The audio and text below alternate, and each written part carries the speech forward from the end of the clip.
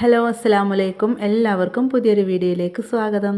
ഇന്ന് നമ്മൾ ഒരു അടിപൊളി ബ്രെഡിൻ്റെ റെസിപ്പി ആയിട്ട് വന്നിട്ടുള്ളത്. ഓവനൊന്നുമില്ലാതെ തയ്യാറാക്കിയ നല്ല സോഫ്റ്റ് ആയിട്ടുള്ളൊരു ബ്രെഡാണ്. നമ്മളിത് ആവിയിൽ വേവിച്ചെടുത്താണ് കേട്ടോ. അപ്പോൾ എല്ലാവർക്കും ഉപകാരപ്പെടുന്ന ഒരു റെസിപ്പിയാണ്. തീർച്ചയായും വീഡിയോ കണ്ടു നോക്കാം. അപ്പോൾ ഈ ബ്രെഡ് തയ്യാറാക്കാനായിട്ട് ഞാനിവിടെ എടുത്തിട്ടുള്ളത് 1.5 കപ്പ് മൈദയാണ്. അപ്പോൾ ഞാനിവിടെ കാണിക്കുന്നത് ചെറിയൊരു അളവിലാണ് കേട്ടോ. അതിലേക്ക് ഞാനൊരു 3 ടീസ്പൂണോളം പഞ്ചസാര ചേർത്ത് കൊടുക്കുന്നുണ്ട്. അപ്പോൾ ബ്രെഡിനൊക്കെ ചെറിയൊരു മധുരം ഉണ്ടാവുമല്ലോ, അത് കിട്ടാൻ വേണ്ടിയിട്ടാണ് കേട്ടോ. പിന്നെ 1 ടീസ്പൂണോളം ഇൻസ്റ്റൻ്റ് ആയിട്ടുള്ള ഈസ്റ്റാണ് ചേർത്ത് കൊടുക്കുന്നത്. ഈസ്റ്റ് ഒരിക്കലും പഴയത് എടുക്കരുത്, പുതിയത് തന്നെ എടുക്കുക കേട്ടോ. പഴയതാണെങ്കിൽ പൊങ്ങി കിട്ടാൻ വളരെ പ്രയാസമായിരിക്കും. അതിലേക്ക് 2 കോഴിമുട്ടയും കൂടി ചേർക്കുന്നുണ്ട്. പിന്നെ അതിലേക്ക് ഞാൻ 1 കപ്പ് ചൂടുവെള്ളമാണ് എടുത്തിട്ടുള്ളത്. അത് മുഴുവനായിട്ട് ഒഴിച്ചു കൊടുക്കുന്നില്ല, അത് കുറച്ച് ഒഴിച്ചു കൊടുത്തിട്ട് ഇളക്കി യോജിപ്പിക്കുന്നുണ്ട്. പിന്നെ അതുപോലെ തന്നെ ഈ നല്ല ചൂടുവെള്ളം എല്ലാം നമ്മൾ വിരലൊക്കെ മുക്കിയെടുത്തിട്ടുണ്ടെങ്കിൽ അത്യാവശ്യം നമുക്ക് പാകത്തിനുള്ള ഒരു ചൂടുണ്ടല്ലോ, വിരലൊക്കെ ഇട്ടാൽ പാകത്തിന് ആ ഒരു ചൂടാട്ടോ. അതൊന്ന് കുറച്ച് കുറച്ച് ഒഴിച്ചിട്ട് ഇങ്ങനെ മിക്സാക്കി എടുക്കുന്നുണ്ട്. നമ്മൾ ഈസ്റ്റ് ചേർത്ത് കൊടുത്തല്ല, അതൊന്ന് ആക്റ്റീവ് ആവാൻ വേണ്ടിയിട്ടാണ് നമ്മൾ ചൂടുവെള്ളം ചേർത്ത് കൊടുക്കുന്നത്. എന്നിട്ട് നല്ലപോലെ മിക്സാക്കി എടുക്കുക. നമ്മളിത് ബ്രെഡിനൊക്കെ സാധാരണ കുഴച്ചെടുക്കുമല്ലോ, ആ രീതിയിലല്ല കേട്ടോ, അതിനേക്കായി ഒന്നും കൂടി ലൂസായിട്ടാണ് ഇത് കുഴച്ചെടുക്കുന്നത്. നമ്മൾ സാധാരണയായിട്ട് ബ്രെഡിന് കുഴക്കുമ്പോൾ ഒരുപാട് നേരം, ഏകദേശം ഒരു 30 മിനിറ്റോളമൊക്കെ കുഴച്ചെടുക്കണം, എന്നാലേ നമുക്ക് നല്ല സോഫ്റ്റായിട്ട് കിട്ടുള്ളൂ. അതുപോലെ ഒന്നും ഇത് കുഴച്ചെടുക്കേണ്ട ഒരു ആവശ്യമില്ല കേട്ടോ. ഇതിന് റിസ്ക് കുറവാണ്, നമുക്ക് പെട്ടെന്ന് തയ്യാറാക്കാൻ പറ്റുന്നതാണ്. ഇപ്പോൾ സ്പൂൺ കൊണ്ട് ഞാൻ ജസ്റ്റ് ഒന്ന് മിക്സ് ആക്കിയിട്ടുണ്ട്. ഇനി കൈ കൊണ്ടാണ് കേട്ടോ മിക്സ് ആക്കുന്നത്, അപ്പോഴേ ഇതിൻ്റെ കറക്റ്റ് പാകം നമുക്ക് മനസ്സിലാവുള്ളൂ. പിന്നെ അതുപോലെ തന്നെ മുട്ടയൊക്കെ ചേർത്തല്ലേ, അപ്പോൾ അത് നല്ലപോലെ ഒന്ന് മിക്സായി കിട്ടണമെങ്കിൽ നമ്മൾ കൈ കൊണ്ട് തന്നെ ഒന്ന് മിക്സ് ആക്കണം കേട്ടോ. ഇപ്പോൾ കണ്ട ഈ രീതിയിലാണ് കിട്ടിയിട്ടുള്ളത്. വെള്ളം ഒരിക്കലും കൂടിപ്പോവരുത്, ഇങ്ങനെ വേണം നമുക്ക് കിട്ടാൻ. അപ്പോൾ ഇങ്ങനെ ആയതുകൊണ്ട് തന്നെ നമുക്ക് നല്ല കുഴക്കേണ്ട ആവശ്യമില്ല.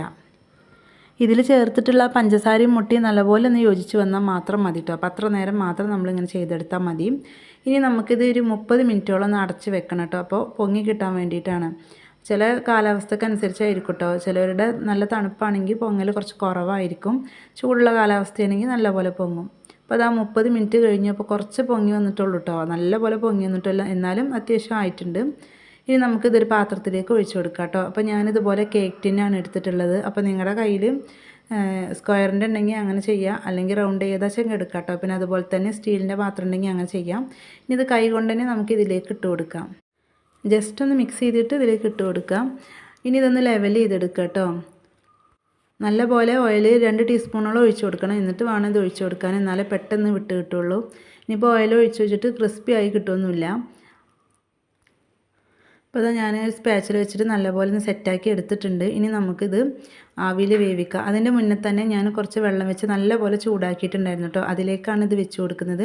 ഈ ടൈമിൽ വെള്ളം ചൂടായതിൻ്റെ ശേഷം ഞാൻ ഫ്ലെയിം ഓഫ് ചെയ്തിക്കുകയാണ്, എന്നിട്ട് അടച്ച് വെക്കുകയാണ് ഒരു 20 മിനിറ്റ് നേരം. അപ്പോൾ കുറച്ചും കൂടെ ഒന്ന് പൊങ്ങിക്കിട്ടും, അതിന് വേണ്ടിയിട്ടാണ്. ചെറിയൊരു ചൂടിലിരുന്ന് അങ്ങനെ പൊങ്ങും. അപ്പോൾ നമ്മളിങ്ങനെ ചെയ്തിട്ടുണ്ടെങ്കിൽ ഒന്നും കൂടി ഒന്ന് പൊങ്ങിയിട്ട് അതുപോലെ തന്നെ നല്ല സോഫ്റ്റായിട്ട് കിട്ടും. ഇപ്പോൾ ഞാൻ 20 മിനിറ്റോളമൊക്കെ ഒന്ന് അടച്ച് വെച്ചു. അപ്പോൾ ചെറുതായിട്ടൊന്ന് പൊങ്ങി വന്നിട്ടുണ്ട്. ഇനി ഇതിൻ്റെ മുകളിലേക്ക് നമുക്ക് കുറച്ച് ഉണക്കമുന്തിരി ഇട്ട് കൊടുക്കാം കേട്ടോ. അത് വേണമെങ്കിൽ ചേർത്ത് കൊടുത്താൽ മതി, കാണാനൊരു ഭംഗിക്ക് വേണ്ടിയിട്ടാണ് ഞാൻ വെച്ച് കൊടുക്കുന്നത്.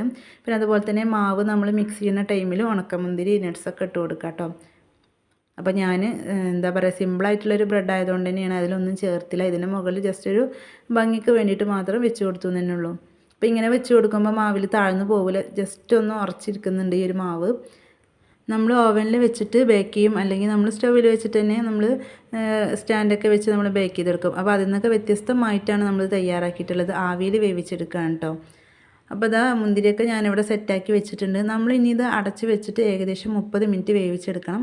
അപ്പോൾ ഫസ്റ്റ് ടൈമിൽ നമ്മൾ ഹൈ ഫ്ലെയിമിൽ ഇട്ട് കൊടുക്കുക, എന്നിട്ട് മീഡിയം ടു ലോ ഫ്ലെയിമിൽ ഇട്ട് കൊടുക്കുക കേട്ടോ. ഒരു 10 മിനിറ്റോളം ഹൈ ഫ്ലെയിമിൽ ഇട്ട് കൊടുക്കുക, എന്നിട്ട് മീഡിയം ടു ലോ ഫ്ലെയിമിൽ ഇട്ടിട്ട് 30 മിനിറ്റ് ഒന്ന് കുക്ക് ചെയ്യുക. അപ്പോൾ ഇതിന് സെറ്റായിട്ട് കിട്ടും. ഇതിൽ പ്രത്യേകിച്ച് ഫ്ലേവറിനൊന്നും ഞാൻ ചേർത്തിട്ടില്ല കേട്ടോ. നിങ്ങൾക്ക് എന്തിൻ്റെയും ഫ്ലേവർ വേണമെങ്കിൽ അത് ചേർത്ത് കൊടുക്കുക. ഇനിയിപ്പോൾ ഫ്ലേവറിന് ചേർത്ത് കൊടുത്തിട്ടില്ലെങ്കിലും മുട്ടയുടെ ആ ഒരു ടേസ്റ്റ് ഒന്നും ഇല്ല. അപ്പോൾ നമുക്ക് പെട്ടെന്ന് ബ്രെഡ് വേണം തോന്നുകയാണെങ്കിൽ നമുക്കിതുപോലെ തയ്യാറാക്കി എടുത്താൽ മതി കേട്ടോ. കുറച്ച് സമയം കൊണ്ട് തന്നെ നമുക്ക് പെട്ടെന്ന് തയ്യാറാക്കി എടുക്കാൻ പറ്റും. അപ്പോൾ ഇതാ മുന്തിരിയൊക്കെ വെച്ച് സെറ്റായി. അപ്പോൾ നേരത്തെ പറഞ്ഞ പോലെ തന്നെ അടച്ച് വെച്ചിട്ട് നമുക്കിനി കുക്ക് ചെയ്യാം. 25 മിനിറ്റ് ആയപ്പോൾ തന്നെ എനിക്കിത് കുക്കായിട്ട് കിട്ടിയിട്ടുണ്ടായിരുന്നു. നിങ്ങളെന്തായാലും 25 മിനിറ്റ് കഴിഞ്ഞിട്ടൊന്ന് തുറന്ന് നോക്കുക കുക്കായൊന്ന്. ഓരോരുത്തരുടെ ഫ്ലെയിമിനനുസരിച്ചായിരിക്കും. അപ്പോൾ ഞാൻ 25 മിനിറ്റ് കഴിഞ്ഞപ്പോൾ തുറന്നപ്പോൾ തന്നെ ഇത് കുക്കായിട്ടുണ്ടായിരുന്നു കേട്ടോ. ജസ്റ്റ് ഒന്ന് സെൻറ്ററിലൊന്ന് കുത്തി നോക്കി, ഒട്ടിപ്പിടിക്കണ്ടോ നോക്കി. അപ്പോൾ ഒട്ടിപ്പിടിക്കണമെന്നുണ്ടായിരുന്നില്ല, കാരണം നല്ല സോഫ്റ്റായിട്ട് തന്നെ കിട്ടിയിട്ടുണ്ട്. ഇനി ഈ ഒരു പാത്രത്തിൽ നിന്ന് ഇത് മാറ്റണമെങ്കിൽ നല്ലപോലെ ചൂട് പോകണം, എന്നാലേ പറ്റുള്ളൂ കേട്ടോ, അല്ലെങ്കിൽ ചിലപ്പോൾ കിട്ടൂല. ഇപ്പം തന്നെ സൈഡൊക്കെ വിട്ട് കിട്ടുന്നുണ്ട്. തണുത്ത് കഴിഞ്ഞിട്ടുണ്ടെങ്കിൽ പെട്ടെന്ന് വിട്ട് കിട്ടും. അപ്പോൾ നല്ലപോലെ തണുത്തിട്ടുണ്ട്. ഇനി നമുക്ക് കൈ കൊണ്ട് തന്നെ ഇതുപോലെ എടുക്കാം കേട്ടോ. അപ്പോൾ നമ്മുടെ ആവിയിൽ വേവിച്ചെടുത്തിട്ടുള്ള ബ്രെഡ് ഇവിടെ സെറ്റായിട്ട് കിട്ടിയിട്ടുണ്ട്. അപ്പോൾ ചെറിയൊരളവിലാണ് ഞാനിവിടെ ചെയ്തെടുത്തിട്ടുള്ളത്. അപ്പോൾ അതുകൊണ്ട് തന്നെ ഞാൻ ഈ 8 ഇഞ്ചിൻ്റെ പാത്രത്തിലായപ്പോൾ കുറച്ചാട്ടോ ആയിട്ടുള്ളത്. അപ്പോൾ നിങ്ങൾ 6 ഇഞ്ചിൻ്റെ പാത്രത്തിലാണെങ്കിൽ നല്ലപോലെ ഹൈറ്റായിട്ട് കിട്ടും. ഇത് അത്യാവശ്യം ഉണ്ട്, എന്നാലും കുറച്ചും കൂടി ഹൈറ്റിൽ കിട്ടും നമ്മൾ 6 ഇഞ്ചിൻ്റെ പാത്രത്തിലാണെങ്കിൽ. കണ്ടോ, തൊടുമ്പോൾ തന്നെ അറിയാം നല്ല സോഫ്റ്റാണ്. ഇനി ഇതൊന്ന് കട്ട് ചെയ്ത് കാണിച്ച് തരാം കേട്ടോ, എങ്ങനെയുണ്ട് ഇതിൻ്റെ ഉൾവശമൊക്കെ എന്ന്. അപ്പോൾ ഇത് കട്ട് ചെയ്യുമ്പോൾ തന്നെ നിങ്ങൾക്കറിയാം എത്രത്തോളം സോഫ്റ്റാണെന്നുള്ളത്. ഇത് ആവിയിൽ വേവിച്ചെടുത്ത ബ്രെഡാണെന്ന് ഒരിക്കലും പറയില്ല കേട്ടോ, നല്ല സോഫ്റ്റാണ്. ചെറിയൊരു മധുരമുള്ളൂ കേട്ടോ, നമ്മൾ കടയിൽ നിന്ന് വാങ്ങുന്ന ബ്രെഡിൻ്റെ അത്ര തന്നെ മധുരമല്ല. അത് വേണമെങ്കിൽ ഒരു 4-5 ടീസ്പൂണ് പഞ്ചസാര ചേർത്ത് കൊടുത്താൽ മതി. കണ്ട ഉൾവശം നല്ല സോഫ്റ്റ് ആയിരിക്കുന്നത്, തൊടുമ്പോൾ തന്നെ നല്ല പഞ്ഞി പോലെ ഉണ്ട്. അപ്പോൾ ഈ രീതിയിൽ നിങ്ങൾ ചെയ്ത് നോക്കിയിട്ടില്ലെങ്കിൽ എന്തായാലും ചെയ്ത് നോക്കുക. അതുപോലെ തന്നെ ഈ ഒരു റെസിപ്പി നിങ്ങൾക്ക് ഇഷ്ടപ്പെട്ടാൽ ലൈക്ക് ചെയ്യാനും ഷെയർ ചെയ്യാനും കമൻറ്റ് ചെയ്യാനും മറക്കല്ലേ.